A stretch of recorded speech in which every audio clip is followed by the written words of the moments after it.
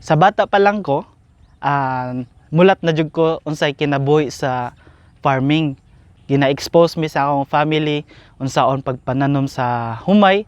So niana jud ko before nga sa bata pa ko nga dili jud ko mag-agriculture. Pero kita karon nga sa wala damha naabot gyapon ko sa farming.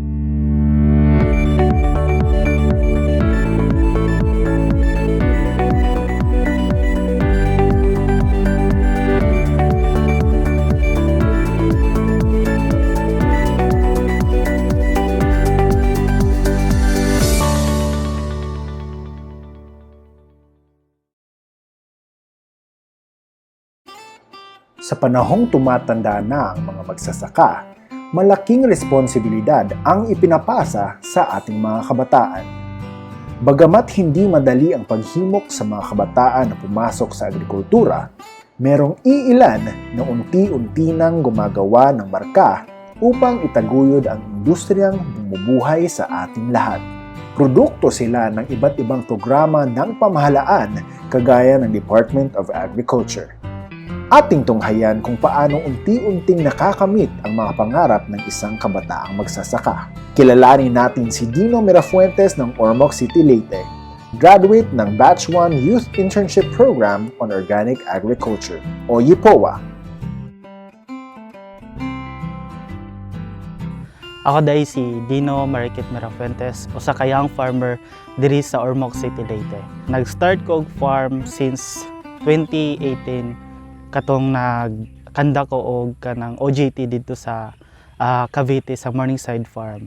Then later on after graduation, nagtrabaho ko sa Cavite gyapon sa ako ang gi-OJT-han for 4 years and 1 year sa Inupakan. Then sa ako nakasulti ganiha nga nag OJT ko sa Morningside Farm nga kundiin gipanag-iya kini ni Sir Ding Polistico dito jud ko una na katigo unsaon pag organic farm.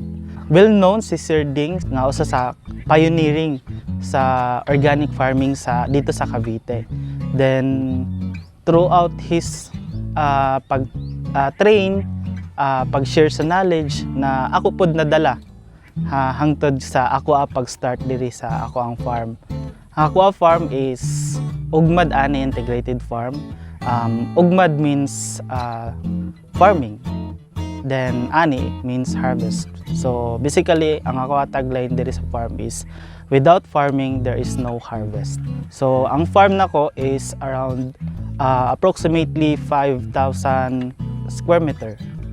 Ang makita diri sa farm na ako'y organic vegetable, na ako'y heritage chicken egg production, naapod ko stingless beekeeping, and at the same time naapod ko black soldier fly larva production na mao akong gamiton para sa ako ang pagpakaon sa ako ang mga manok as an alternative protein feed source.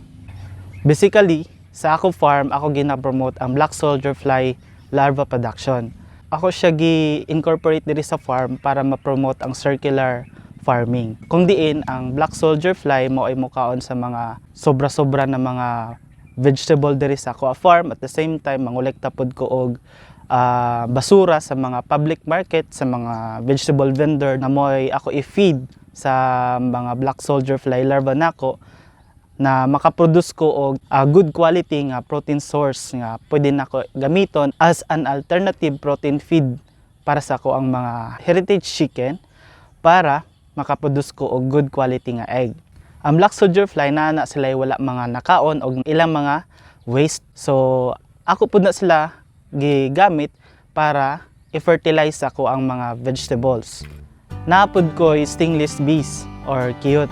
So kini dako pud ni gamit sa ako ang mga vegetables para maopoy mo pollinate.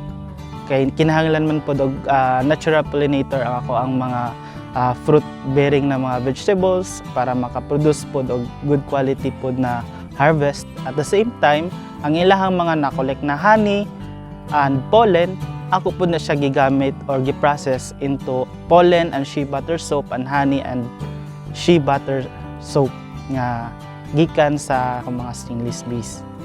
Sa ako pod pag produce or sa akong organic vegetable production, So ang system na ko gisunod is purely organic jud. Wala koy gigamit ng mga chemicals nga gikuha na ko sa uban ng mga or sa gawas sa tindahan. At the same time, wala koy gipalit na mga uban pa dira na mga pesticide para pag-control sa pest diri sa ako farm. Ang ako ra gibuhat diri, ako mo'y naghimo og mga concoctions, mga organic fertilizer, pesticides nga plant-based. At the same time, naapod ko'y gikinakuhaan og mga natural na mga biological agents na pag-control sa mga insects na kundiin makuha na ko kini nga libre sa City Agriculture Department sa Ormoc og at the same time sa Department of Agriculture sa Region 8. Ang ako ang mga harvest diri sa farm, ako ni siya gina-display or ginatinda sa weekly nga kadiwa ng Pangulo sa Ormoc City dito sa Ormoc City Hall lobby. So usapod ko kanang active nga exhibitor sa kadiwa ng Pangulo niya. Kanida ko pod ni nga tabang para sa kuha nga kanang ako ang mga produce sa farm na ay direct market ba. Nya kini pa jud nga programa kay libre pod ni. So weekly ang akong harvest, approximately ang ako ang sales kada semana moabot siya og 2,500 pesos sa kadiwa. Then napod ko'y mga indirect sales, mga made to order lang or kanang mag-post ko sa ako ang Facebook page. So naay mo PM, mo palit. Makita jud nako nga kanang sa first nako nga pagpaninda didto is kanang dili kay mitag doon sa mga tao. Pero throughout in time nga ako gina-explain unsay benefits kung mo palit mo og organically produced na mga produkto didto murag na kuan ba na open up ang ilang mind nga sa karon nga sa sige na nakog paninda nga inform sila unsay benefit nga nung buho-buho ni ang amo ang mga leafy vegetables nga nung mas pilion ni ninyo compared sa uban nga mga vegetables nga gipaninda dito sa kadiwa mga exhibitors. Nakita pod nako nga nag-improve ba kay every time na magtinda na ako karon sa kadiwa kanang unahon mi og palit sa mga consumer nga kami ila unay priority kung wala na sila mapalit sa mua adto na sila mo palit sa uban like mo abot ko og 8 AM no mahurot na ako ang paninda before lunch mga 10, 11, 12. So ang mga challenges nga ako na encounter before and after ko nag-farm. So una, challenge na ako nga wala ko enough capital to start my own farm. Pero tungod sa programa sa ATI o sa NOAP or National Organic Agriculture Program, sila nitabang nako para ma-realize ang ako ang dream farm. So after nako na-receive ang katong grant sa 150, during implementation niabot ang El Nino. So very kuan kayo kanang challenging kayo in terms sa production kay maglisod ko og source sa tubig, then magbisbis ko inig kahuman og bisbis 1 to 2 hours kanang uga dayon. So dali ra mas stress ang ako ang mga tanom. Then here comes na pod sa karon nga last year February El Nino nya karon nga time since November up until now sige ra gyapon uwan. So lisod kayo ba karon sa panahon nato tagnaon or kuan kung kanus amo uwan kanus amo init siguro tungod pod sa climate change. Tungod pod sa Agricultural Training Institute RTC8